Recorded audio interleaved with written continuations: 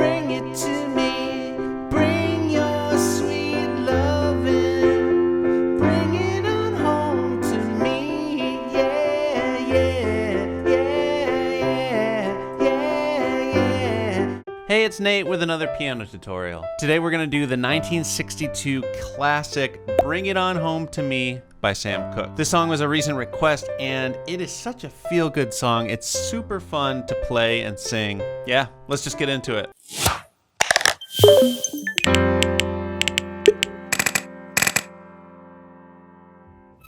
So the structure of this song is very simple. The only kind of complicated bit is the right-hand piano melody in the intro. That's the...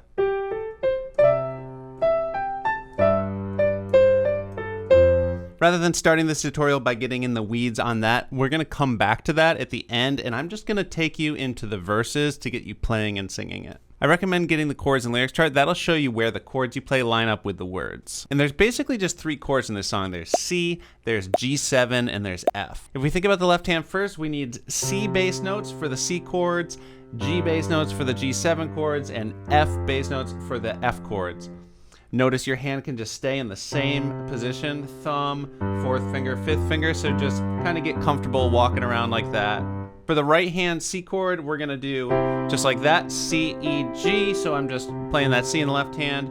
Then for the G7, it's gonna look like that. We're gonna do a B, a D, an F, and a G. Notice I'm using my 1st, 2nd, 4th, and 5th finger. If that feels tricky, you could definitely just simplify it to that. I like putting that G on top. It makes the 7th chord aspect feel a little less heavy-handed. Then for the F chord, we're gonna do C, F, and A. I recommend taking a second and just getting used to transitioning between those particular inversions of these chords. So maybe just go back between C and the G7 a few times until it's sort of in your muscle memory to make that change. Notice your pinky can stay on that G as you move. Do the same thing between the C and the F. Again, notice we've got one note in common there. Your thumb just stays in the same place. There are going to be a couple spots where you have to move between that G7 and the F. I find that this one's a little bit trickier, but spend a little time on that as well so your hands get used to that. And here's the chord progression. This is the only chord progression. It repeats over and over again in this song. You'll notice there's one C7. I have it in parentheses because it's kind of optional, but here's the C chord we've been doing. If you want to do that C7, all you got to do is drop that thumb down to the B flat. It's optional because the piano on the recording doesn't sound like it really does. It sounds like maybe the guitar kind of does. I think it sounds cool. Again, totally optional. So let's start playing through this chord progression in time. And speaking of time, this song is in 6/8 time. That means that each one of these measures gets 6 counts, and we're kind of feeling it like 1, 2, 3, 4, 5, 6, 1, 2, 3, 4, 5, 6. So let's just play and count through the whole thing. We've got C2, 3, 4, 5, 6, and again C2, 3, 4, 5, 6, G7, 2, 3, 4, 5, 6, G7, 2, 3, 4, 5, 6, C, 2, 3, 4, 5, 6. If you want C7, 2, 3, 4, 5, 6, you could also just stay on the C there. Then F, 2, 3, 4, 5, 6, F, 2, 3, 4, 5, 6. Next line, and here the pacing of the chord change is a little bit quicker. C, 2, 3, 4, 5, 6, G7, 2, 3, 4, 5, 6, F, 2, 3, 4, 5, 6, G7, 2, 3, 4, 5, 6, C, 2, 3, 4, 5, 6, F, 2, 3, 4, 5, 6, C, 2, 3, 4, 5, 6, G7 to turn it around, and then it would just repeat right back to the C at the beginning. I'm gonna try singing it, and let's bring in a little bit more rhythm. In the right hand, I'm just gonna hit on every single count. Careful not to bang it out, it'll overwhelm the voice. Just kind of 1, 2, 3, 4, 5, 6, 1, 2, 3, 4, 5, 6. If you ever change your mind about leaving me behind, baby, bring it to me. Bring your sweet loving, bring it on home to me. Yeah, yeah, yeah, yeah, yeah, yeah. I know I laugh. So that would be the next verse. Also, just notice it's sounding pretty smooth because I have the sustain pedal held down.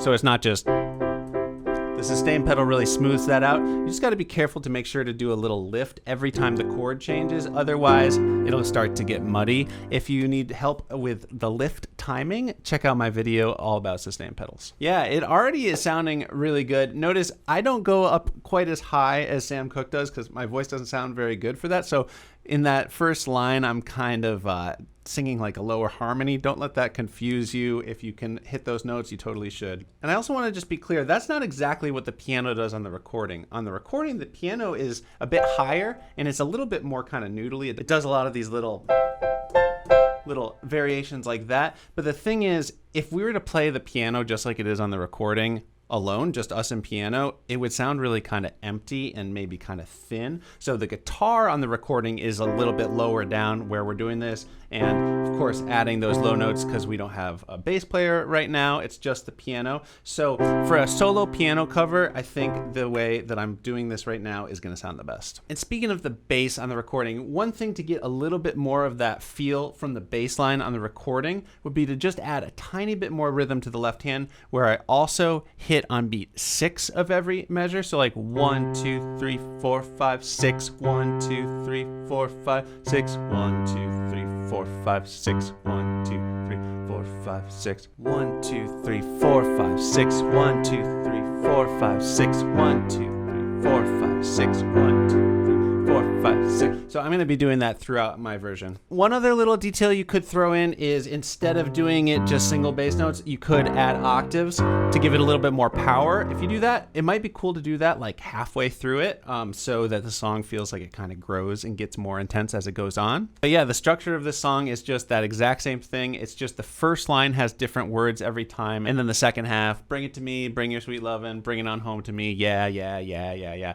That's the same for every verse. And I'm just going to end my cover on a C chord after we finish the 5th verse, so it'll be like, bring it on home to me, yeah, yeah, yeah, yeah, yeah, yeah, yeah. Probably just end it like that. On the recording, it then goes around again, continuing to do the call and response, yeah, yeah, over the start of the chord progression, so the 2 measures of C, which is not the chords that it usually does over the yeah part. It kind of just starts out a new verse, but it immediately just starts fading out.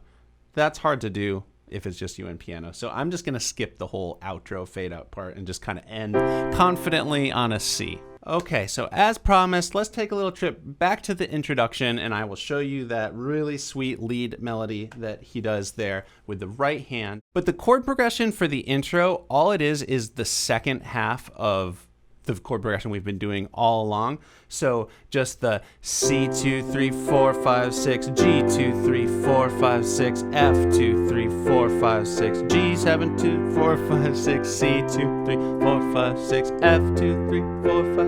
And I think that would be a totally solid way to start the song if you ever. But if we're gonna do this melody, I will show you. So we'll take it a few measures at a time, and I'm just gonna do the core melody notes first. And if you're really feeling adventurous, we can do some of the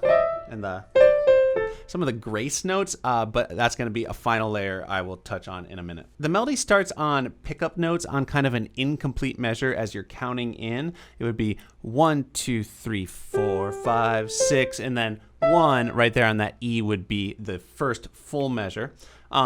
The first couple notes are going to be G, A, C, E. Fingers don't matter too much. I'm just going to kind of move my hand now to do E, G, A. So one more time. G, A, C, E, E, G, A. And the timing there is 1, 2, 3, 4, 5, 6. 1, 2, 3, 4, 5, 6. Let's do a couple more measures. We've got E, D, C, D, A, C, D, C. The timing there is going to be 1, 2, 3, 4, 5, 6. 1, 2, 3, 4, 5, 6. The next measure is going to be E, G, D, C, A, and that's 1, 2, 3, 4, 5, 6. I'm going to do that whole line again. 1, 2, 3, 4, 5, 6. 1, 2, 3, 4, 5, 6. 1, 2, 3, 4, 5, 6. 1, 2, 3, 4, 5, 6. 1, 2, 3, 4, 5, 6. Okay, almost there.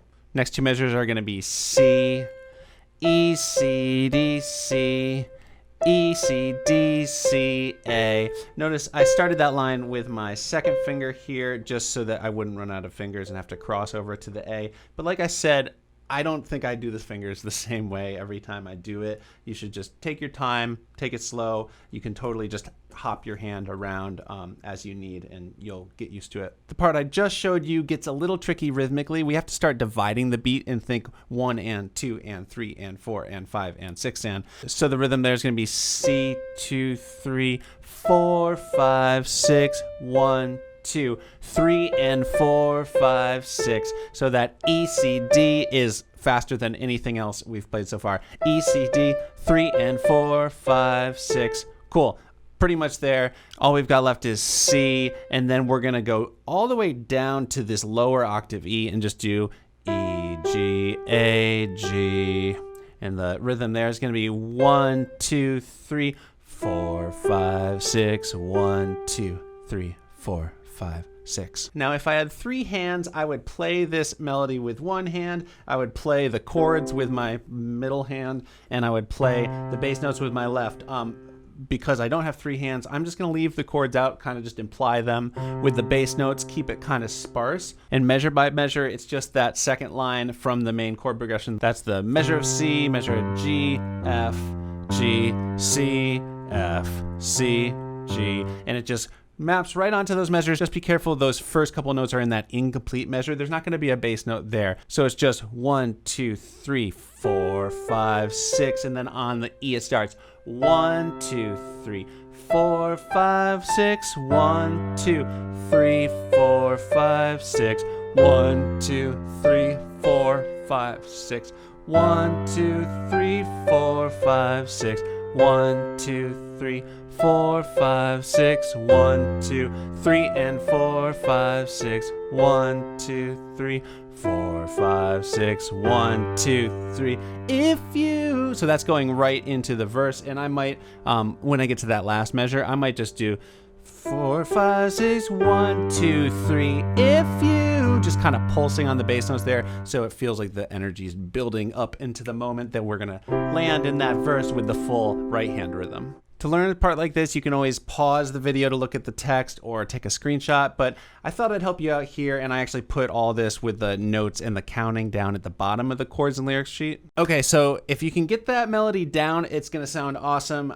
It's still not gonna sound just like the recording, because on the recording, there's all these cool little grace notes where it goes, that little bring. Basically what a grace note is you play an adjacent note and just right into the note you actually are trying to land on. It doesn't even really get like a count. It's not a 16th note. It's really as fast as you can play it, so it's rhythmically kind of negligible. Sometimes you can do grace notes on the black key right below it. For this part, I'm liking just doing the white key into it. When you go that fast, it actually doesn't sound that different. So you can feel out what feels best for you if you're doing this part. On your chord chart, I put the notes that have a grace note on them in red. So let's just go through and check them out. So we have G, A, C, and then this E has a grace note. I'm doing my second finger to third there. Fingering might change a little bit when you add these grace notes. So 1, 2, 3. E, G, A, grace note again, E, D, C, D, A, C, D. So a little grace note on that D, C, 2, D, C. Okay, this is a weird one. This is, you could just do a grace note on this E. It sounds like the piano player does this. Like grace notes on all three of those notes. So it's like da, da, da, da. Again, as quickly as you can. I'm going to put my thumb on that C to just go bring. Sounds really cool. It's really fun too. Bring, da, da, da. So at the end of the measure is the last really complicated one on beat 6. Instead of just playing the A, you can do this rapid fire C, D, C, A. And you're kind of just dividing that beat into 4, which ends up basically just being as fast as you can do it. So that whole measure is going to be 1, 2, 3, 4, 5, 6. So you end up hitting that A after the 6. Cool. After that, it's not as many grace notes in the next line. C, 2, 3, E, C, D, C, E. There's one there. E, C, D, C, A, C, 2, 3. And then we go down here to this E. I'm going to use my second finger on the E so I can just grace note into it. 4, 5, 6, 1, 2, 3, 4, 5, 6. All right, so let me just play that whole thing one more time with all those little grace notes.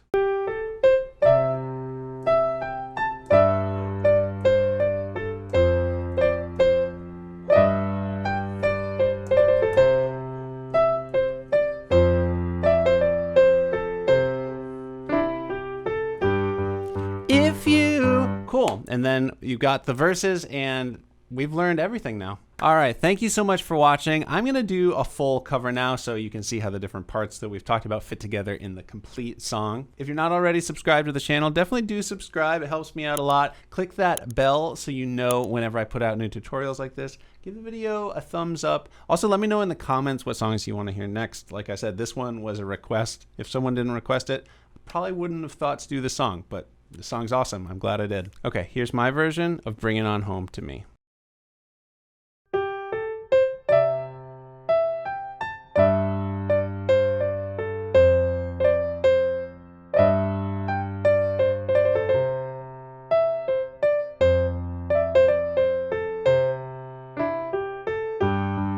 If you ever